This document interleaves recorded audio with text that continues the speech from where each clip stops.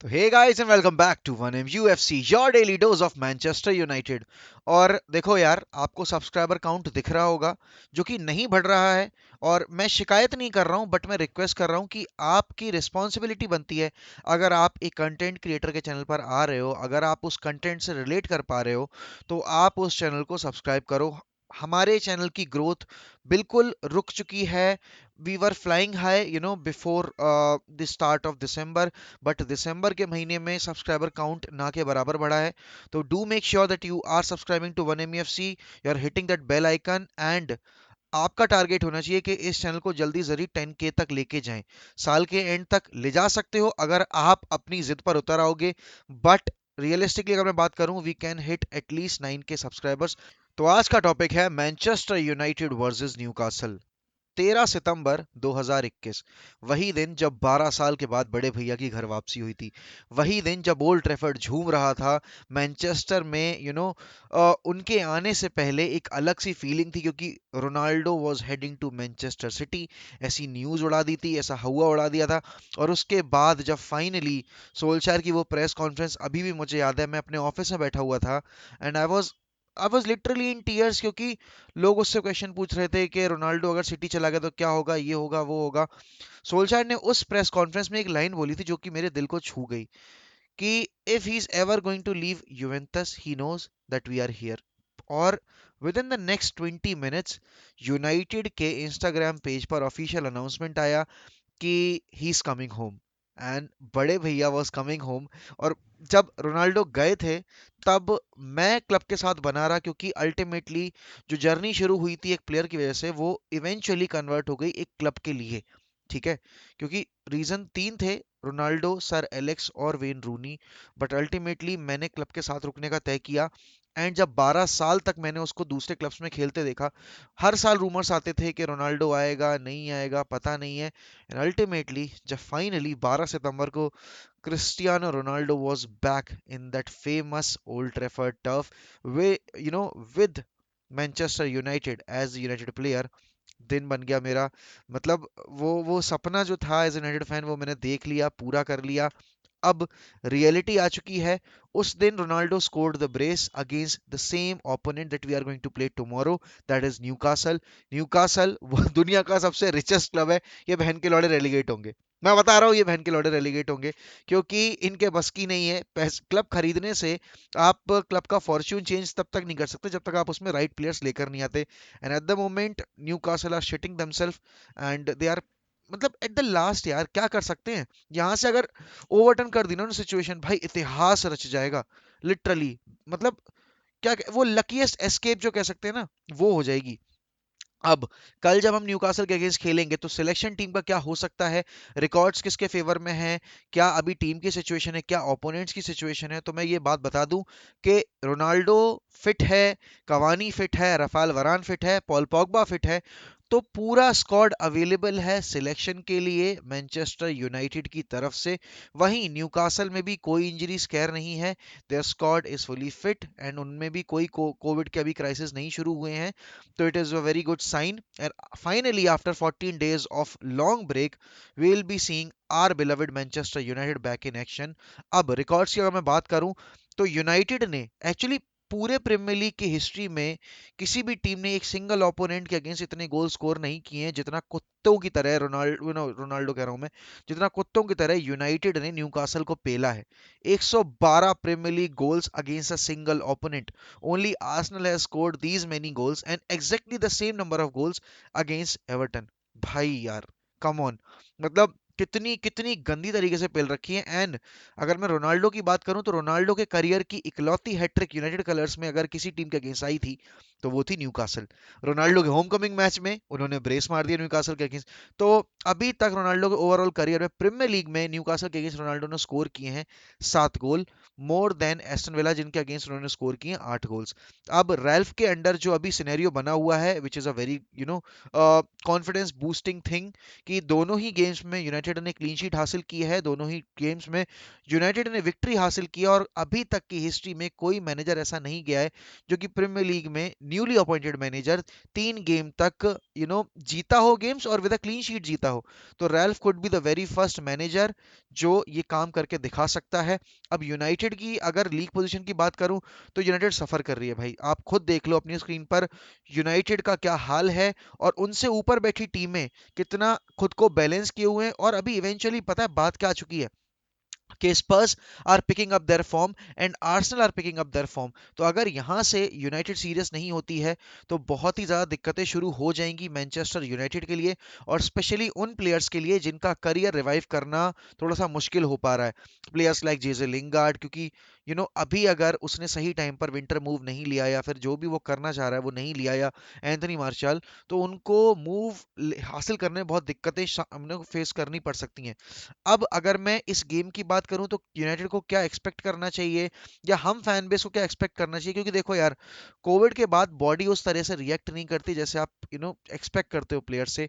अब उतने जो भी प्लेयर्स कोविड से इफेक्ट हुए थे वो वापस आ चुके हैं। Paul Pogba is also back in the squad. अभी ये नहीं पता है कि ही विल स्टार्ट और नॉट। राफेल वरान की भी ये न्यूज़ है कि Raphael Varane will be available for the selection, but I don't think that Ralf Rangnick would rush him directly into the first team squad. Victor Lindelof जिसको chest pain हुआ था अभी previous UCL game में, he is back to his full fitness now, तो which is a very good sign. Now Edinson Cavani, जिसके rumours आ रहे थे that he will be heading out of Manchester and will join Barcelona और contract terminate करेगा, ऐसी अभी कोई कंक्रीट न्यूज़ नहीं है। Edinson Cavani is still a Manchester United player. Edinson Cavani is still at United and he will be at United अभी तक जैसी सिचुएशन बनी हुई है after that winter window as well. बाकी विंटर विंडो में कुछ भी हो सकता है, चीजें कभी पलट सकती हैं, किसी को नहीं पता। अब यूनाइटेड को अगर ये गेम जीतना है तो उनको सबसे पहले रिजॉल्व करनी पड़ेगी अपनी डिफेंसिव वल्नरेबिलिटीज। क्योंकि अगर मैं अभी रीसेंट रन ऑफ गेम्स की बात करूं तो हमने न्यूकासल के अगेंस्ट जब पिछली बार खेले थे तब हमने उनको बहुत ओपन स्पेसेस दिए थे चांसेस क्रिएट करने के। अब जैसे कि रैल्फ ने बोला था कि मैं अपनी टीम से कंट्रोल देखना चाहता हूं, बट वो कंट्रोल मुझे नॉर्विच के अगेंस्ट नहीं दिखा था। तो अब क्या वो चीजें वापस से हमें देखने को मिलेंगी जो हमने पैलेस के अगेंस्ट देखी थी, कि पैलेस के against United were dominating the game play, United were winning the second balls, United were very lethal going up front. और इस केस में आपका पूरा जिम्मा आ जाता है आपके फुल बैक्स का, आपकी मिडफील्ड का। अब मिडफील्ड में क्योंकि Scott McTominay, Fred and Donny van de Beek and Bruno and Matic सारे अवेलेबल हैं, तो what would be my preferred choice as the number to play, two number 6 players या फिर दो नंबर 8 प्लेयर्स, तो I definitely go with Fred, क्योंकि Fred को इस टाइम पे ड्रॉप करना कोई सेंस नहीं बनता इस चीज का। And alongside him I would like to test Donny van de Beek. Yes, I am saying this, I know मैंने बहुत बार ये बोला है कि I would not like to see Donny van de Beek alongside Fred, but now is the time we need to test कि भाई Donny, अगर उसको अब हम उसके प्रेफर्ड पोजीशन से हटाकर कहीं यूज करते हैं तो क्या वो हेल्प कर पाएगा टीम को। क्योंकि विंटर विंडो में अगर प्लेयर आ जाता है नंबर 6 का तो हमें रेडी रहना पड़ेगा डॉनी को थोड़ा पीछे खिलाने के लिए। तो यही मौका है जब हम डॉनी को टेस्ट करें इस एक ऐसे ओपोनेंट के अगेंस्ट जो खुद इतना अच्छा नहीं खेल रहे हैं। देखो रिस्क रहता है, कभी आप इतना बड़ा गैम्बल नहीं खेल सकते, बट ये इतना बड़ा गैम्बल नहीं है कि आप यूज नहीं कर सकते डॉनी को। तो I want to see a Fred and Donny van de Beek, and backline में भाई डेलो जिस हिसाब से खेल रहा है, I think Dalot deserves to play ahead of Aaron Wan-Bissaka. And दूसरी तरफ एलेक्स टेलेस, यार एलेक्स टेलेस को ड्रॉप करना अभी सबसे बड़ी नासमझी होगी। I know that Luke Shaw was sublime last year, this and that, but Luke Shaw is not performing at the moment. And Alex Telles has delivered in the last 3-4 games, in whatever games he has been involved. तो आप उसको drop नहीं कर सकते। Backline का pair यार, Harry Maguire ने पिछले 2 गेम्स में थोड़ा सा इंप्रूव किया है, तो ठीक है, मैं वही बैकलाइन के साथ जाऊंगा। अगर राफेल वरान फुली फिट है, 100% फिटनेस लेवल गेन कर चुका है, तो I would love to see Raphael Varane alongside Harry Maguire या फिर विक्टर लिंडलॉफ। बट तब जब राफेल वरान पूरी तरीके से फिट हो चुका है and he has gained his match fitness. अब आगे अप फ्रंट यार, देखो जो मैं देख रहा था न्यूकासल के अगेंस्ट वो मैं नहीं देखना, सॉरी नॉर्वे सिटी के अगेंस्ट वो मैं नहीं देखना चाहता। हम बिल्कुल भी क्लिनिकल नहीं थे, हमारा अटैक बहुत डेड था, Bruno was shitting himself and at the same time Sancho was also struggling. And भाई रैशफोर्ड को कुछ करना पड़ेगा, Rashford is not playing well since the day he has come back into the squad.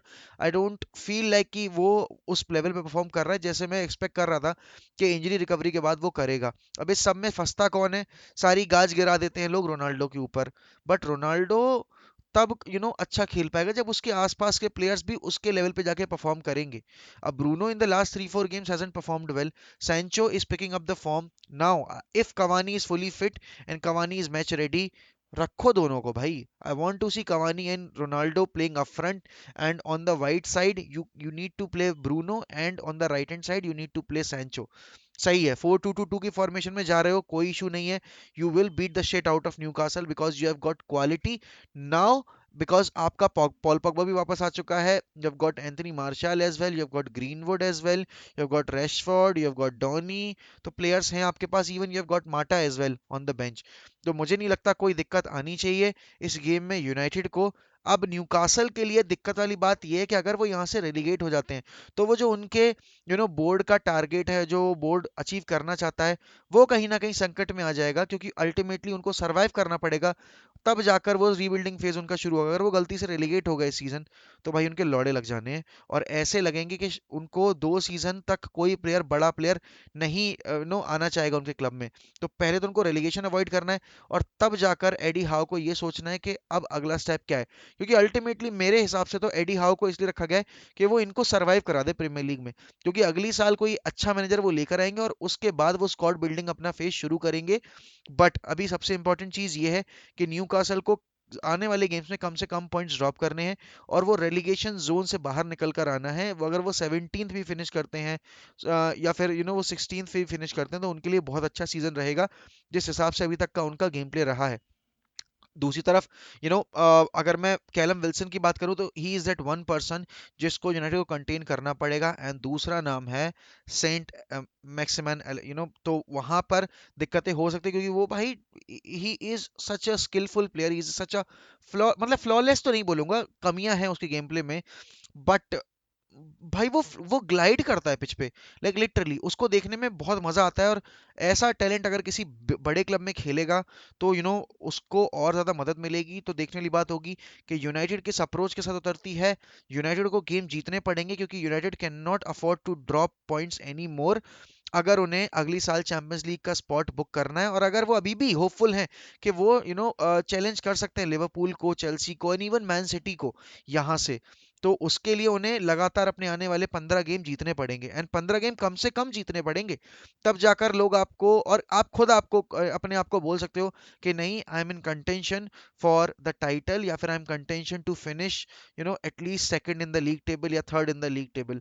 क्योंकि बिना champions league के, यार देखो, ये इतने सारे प्लेयर्स जो वर्ल्ड क्लास आ चुके हैं आपके पास, ये एक्सेप्ट नहीं करेंगे ये चीज़, and it is high time कि प्लेयर्स रिस्पॉन्सिबिलिटी लेनी शुरू करें, अपनी परफॉर्मेंस इंप्रूव करनी शुरू करें, और तब जाकर हम डिबेट कर सकते हैं कि यूनाइटेड का आगे यूसीएल में क्या होगा, एफए कप में क्या होगा, और अभी तो प्रीमियर लीग की चिंता करनी है, क्योंकि 15 दिन के बाद these players are coming back, and I am hoping for a 3-0 victory for Manchester United.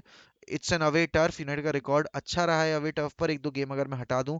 But video खत्म करने से पहले मैं वापस से बोलना चाहूंगा कि अभी तक जिन जिन लोगों ने इस चैनल को सब्सक्राइब नहीं किया है, do make sure that you are subscribing to one MUFC, and you are hitting that bell icon, जिसकी वजह से आपको तुरंत नोटिफिकेशन मिलेगी जब भी यूनाइटेड से रिलेटेड कंटेंट अपलोड होगा, या फिर वर्ल्ड फुटबॉल में जो भी चीज़ें चल रही है, ट्रांसफर मार्केट में जो भी चीज़ चल रही है, उससे रिलेटेड आपके लिए कंटेंट अपलोड होगा। तो we'll keep the red flag flying high because Manchester United will never die.